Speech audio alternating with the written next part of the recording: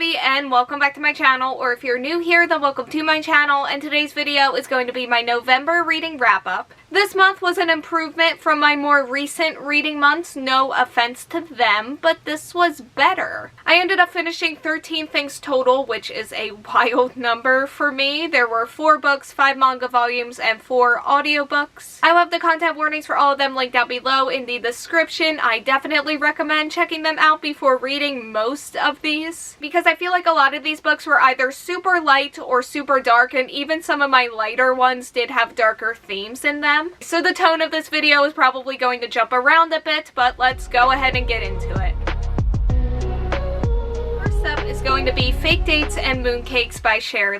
Fake Dates and Mooncakes follows our main character who wants to win the Mid-Autumn Festival's mooncake making competition in his mother's memory so that his family's struggling Chinese takeout business can get the publicity that it needs. He then meets a rich and handsome stranger who convinces him to be his fake date to his family's wedding in the Hamptons. Their worlds collide and could not be more different from one another, and our main character finds himself falling for his fake date and also caught up in a lot of rich people drama. He has to navigate the approaching competition while also following his heart and not getting sidetracked. This was very light and fluffy. You can tell the author put a lot of love into it, from the cooking to the baking to the characters themselves. And I do think that some of our side characters could have used a little bit more depth at times, but I loved reading our 2 main characters and just their relationship with one another. I said this in my review of this book, but even though I love the romance, and I do love the romance, if these 2 were just friends with one another, I would have still loved that relationship as well. And I loved how much support there was between the characters just all around. And even though this book is very much a lovely and fun romantic comedy, it also does have its darker topics, from toxic and frustrating family members to grief. And I do think that one of the situations with a family member got resolved too quickly for me,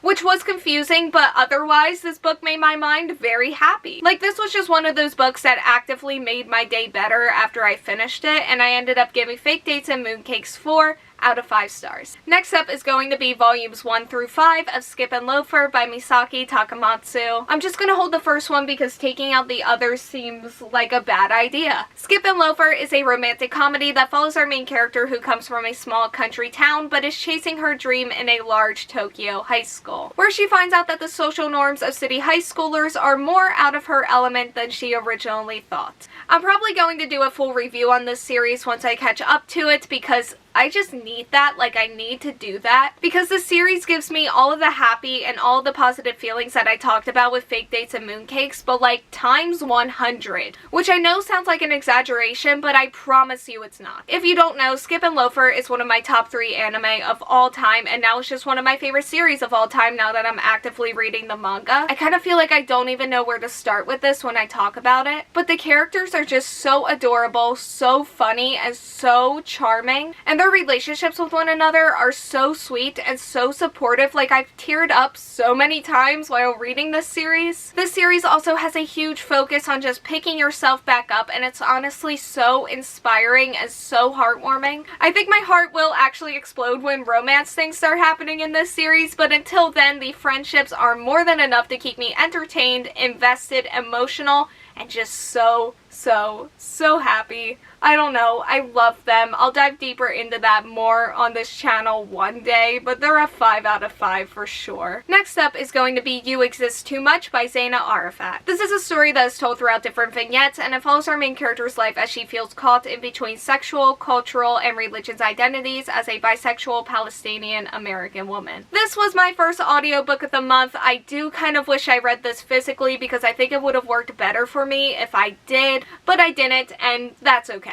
This very much felt like an autobiography. Like, if you told me our main character was a real person and that this was her real story, I would fully believe you, which is what I liked most about this book. It felt very real and very raw. Our main character definitely is imperfect and makes a lot of mistakes, but you get to see her work through all of that, and it's a lot. But again, I do really respect and appreciate the raw honesty of it all. And this book also takes you through a lot of her relationships, and again, there are a lot. Because a lot of them are really dark and really toxic, I thought this book had a lot of really interesting moments and things about it. And there were times where I got really sucked into it. Again, I wish I read this physically, because I really feel like there were certain lines and sections of the story that I would have gotten into a lot more if I had, but I'm still glad that I listened to this at the end of the day. And I ended up giving You Exist Too Much 4 out of 5 stars. And that brings us to my second audiobook of the month, which was Against the Loveless World by Susan Abulhawa. Our main character is locked away in solitary confinement, and we follow her as she reflects and thinks back upon how she got there. We go back and forth between her time in solitary confinement and her past, but we do spend most of the time in the how she got there portion. And again, if you told me this was a real person, I would fully believe you. And we really get to see so much of her life story in here. Like, after I finished this, it just felt weird to not be following her anymore, because I felt like I had been following her for so long, and just what she goes through in her lifetime. Like, I don't even have words to describe it. This is definitely not an easy read, or in this case, an easy listen, because there were so many dark and terrible things that happened. Again, it felt very raw, very honest, and gave a glimpse into this time period and setting. And on that note, this book did provide a lot of insight into life as a refugee and life under occupation and the impact that those things have on people and families. There was one spoilery thing that I didn't love, and I kept thinking about it in the back of my mind once it happened. So this is going to be a 4.75 out of 5 star, but this is one that is really going to stick with me for a while. Next up is Hell Followed With Us by Andrew Joseph White. This follows our main character who is on the run from the religious cult that raised him so that they don't get their hands on the bioweapon that they infected him with. When he gets cornered, he gets rescued by a group of teens from a local LGBTQ+ center and meets their leader, who knows our main character's darkest secret about that bioweapon. Which is fine, as long as he uses that power to defend the center, but it isn't long before our main character realizes that this leader has a few secrets of his own. I feel like there were some gaps in the story that I would have liked to see filled in more or expanded upon that would have made things flow a lot better for me, because I do feel like there were a lot of things that this book could have just done more with, but otherwise I did really like this. I really liked our main character, and I thought that he had some really good character growth. And there are also some really complex and interesting relationships and characters in this book just all around. The romance, again, I thought this could have flowed better, but they had some really cute and heartwarming moments, and I also really enjoyed where they ended up by the end of the book. These are characters that have a lot of trauma and a lot of anger. They fight back. There's also a lot of very graphic violence that felt both very real and also very cartoonish at the same time. And the writing was very descriptive, which I loved. But like, sometimes when I hear or see the word meat outside of this book, this will flash in my mind, and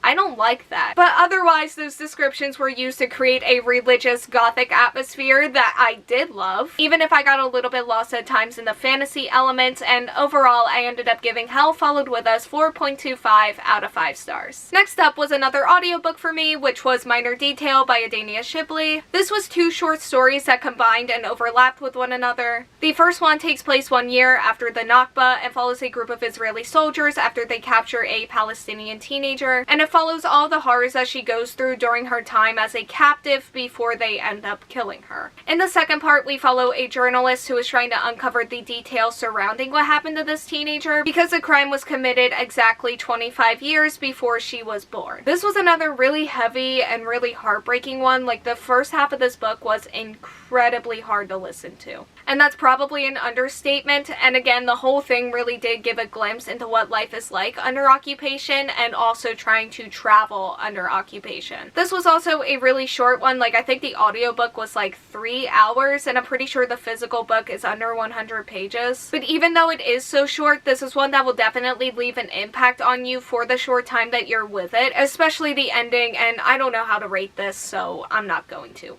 Next up is Foul Lady Fortune by Chloe Gong, which is the first book in the Foul Lady Fortune duology and the third book of Secret Shanghai. These Violent Delights is a Romeo and Juliet retelling that is set in 1920s Shanghai. There are rival gangs and a monster, and our main character has to team up with her first love, who is also her first betrayal, and together they have to set aside their guns and their grudges in order to stop all of the mayhem. Foul Lady Fortune is set in 1930s Shanghai and takes place after the events of These Violent Delights, and also it's sequel are violent ends. It felt so nice to be back in this universe. This is one of my favorite book series of all time, and I was a little bit worried about getting new characters in this book because I loved our original cast so much, but I ended up not needing to worry about that, which was a huge relief. I also didn't know how much I needed the deep dive into our main character in this book until I had it, and I loved every second of it. The story was also just really fun, especially the action scenes. They really leaned into the whole 1930s spy assassin enemies to lovers thing, which was all incredible. I also really like the romance and the banter. There's a lot of chemistry between these characters in this book. This story had a lot going on as a whole, and I was so invested in all of it. There were so many moving parts and complex relationships, and everyone had a role to play, and they did it so well, and I can't wait to see where this series is going. And I ended up giving Foul Lady Fortune 5 out of 5 stars. Next up is my final audiobook of the month, which was Except for Palestine, The Limits of Progressive Politics by Marc Lamont Hill and Mitchell Plitnick. This is a nonfiction book, and it's honestly pretty much what the title says that it is. And I really feel like it broke things down in an understandable way, especially when it comes to the US's involvement in all of this over the years and how things have gotten to where they are today. It filled in a lot of the gaps that I had from listening to what has mostly been fiction books, despite how incredibly real that they have felt. And it also stressed the importance of BDS. What drew me to this book originally was that it specifically dives into why so many progressives have turned their backs on Palestine, which was something that I was very baffled by before reading this book and still am.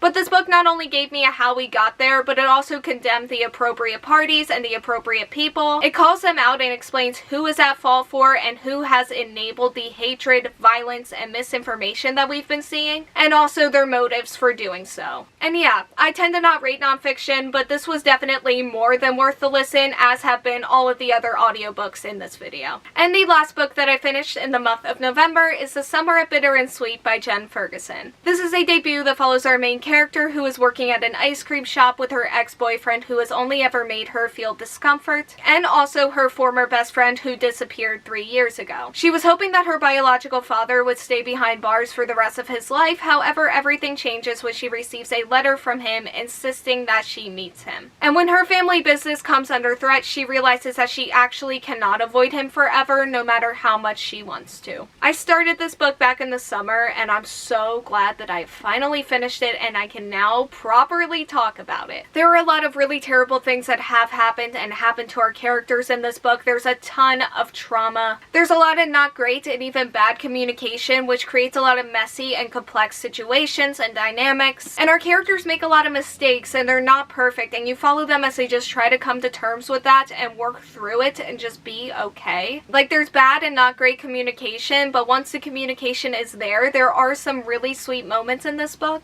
One of my favorite parts of this book was this book's depiction of anger. It really resonated with me at times, and my other favorite part of this book was the ace representation and just the exploration of it. And I loved how this book made sure to say that just because our main character is somewhere on the asexuality spectrum, that it doesn't mean that she's one, broken, and two, it isn't because of any of the trauma that she has faced throughout her life. This isn't necessarily a perfect book. I thought that it spent too much time in some places and not enough time in others. And there were times where I thought that it kind of jumped around and I was confused by the pacing. But the high moments of this book were so high for me that it pretty much just erases that. And honestly, I can't really tell what was the book and what was just me because I picked it up and put it down so much. So because of that, I do think that I'm going to be giving The Summer at Bitter and Sweet 5 out of 5 stars. Okay, so that is all that I have for today's video. Thank you all so much for watching. Like, comment, subscribe, hit the bell, and answer a question that'll be around here if you want to do that. And hopefully I will see you here next time. Bye.